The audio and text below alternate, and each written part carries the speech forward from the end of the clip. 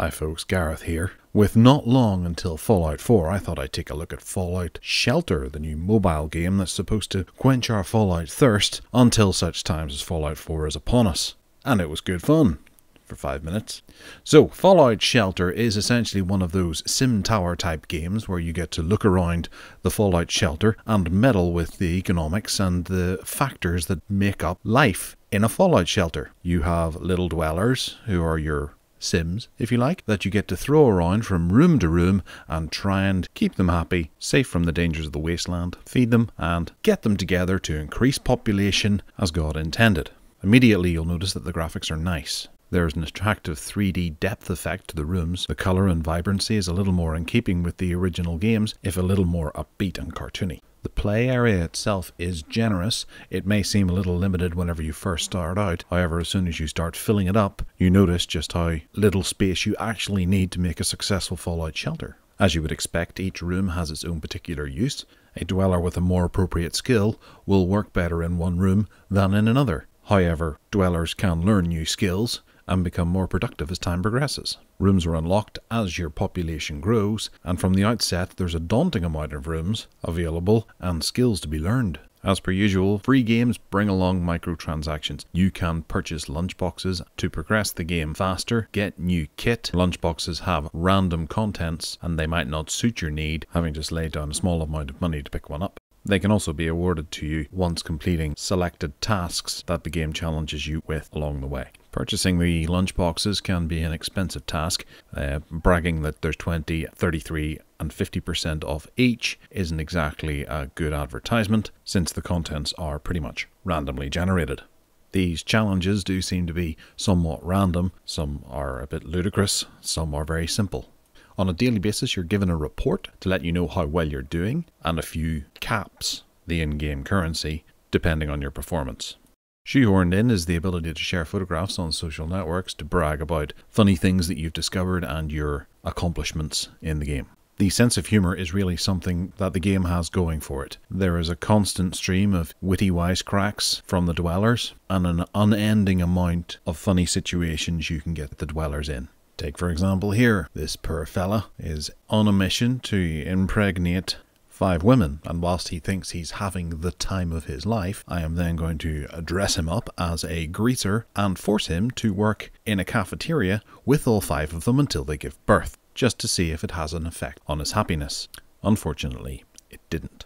Dwellers' happiness levels are in fact paramount to the way the Fallout shelter runs. Those that are unhappy tend to work badly. You can send dwellers out into the Wasteland to search for loot, caps, and gain experience. On the other hand, you can also send robots out, like Mr. Handy here. They tend to be tougher and less prone to death. However, they only bring back caps, as opposed to uniforms and guns. A transcript is usually stored for the robot or for a dweller, chronicling their experiences in the Wasteland, and they're worth reading because they're quite fun. There is a lot of loot to find and some special items along the way. However, it is always random, and most of the special items are available in the lunchboxes as an added incentive for you to purchase them. Another of the basic operations of the Fallout shelter are the resource levels: electricity, food and water. If you run low on one of these resources due to higher population limits or demands on power, you can rush the utility to create more, a risky approach that can result in fire or infestation.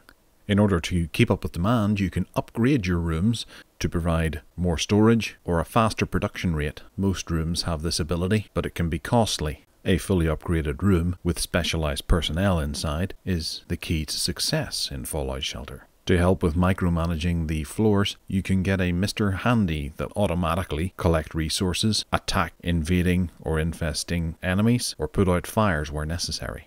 You know, being handy. Upgrading your dwellers can be a slow and laborious process. Some of them are better off in different rooms. Finding the right room for the right dweller is actually one of the aforementioned tasks that the game challenges you with. Each room is specifically designed to help increase the skills of the dwellers in different ways. Increasing your population is down to simply attracting someone via the radio station to trundle in off the Wasteland, or perhaps you might get lucky with 2 of your dwellers hitting it off under your watchful eye. They don't seem to be too picky about each other, as long as they're not father and daughter or mother and son. All you have to do is throw them into living quarters together, leave them for a while, and eventually they'll get together.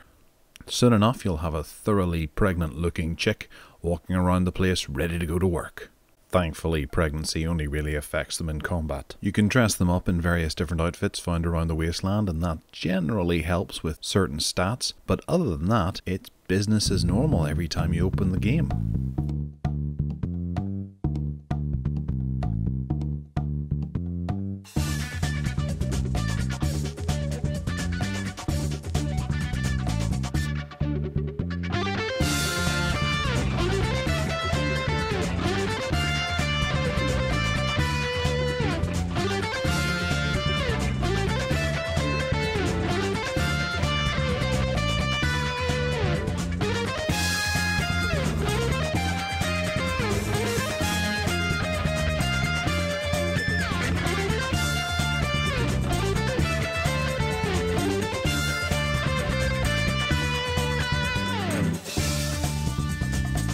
This really is a once and done game. There isn't too much incentive for you to keep coming back to it once you've managed to upgrade most things. The shortcomings of the game are quite infuriating, and it almost feels somewhat unfinished in an attempt to have an open ending. But for the most part, Fallout Shelter gives you a small amount of amusement for the week or so that you happen to play it. This will be drastically shortened depending on the amount of lunch boxes you purchase, if at all. But it's worth a giggle, it's worth a look if it's your type of game, and it might just bridge the gap before Fallout 4.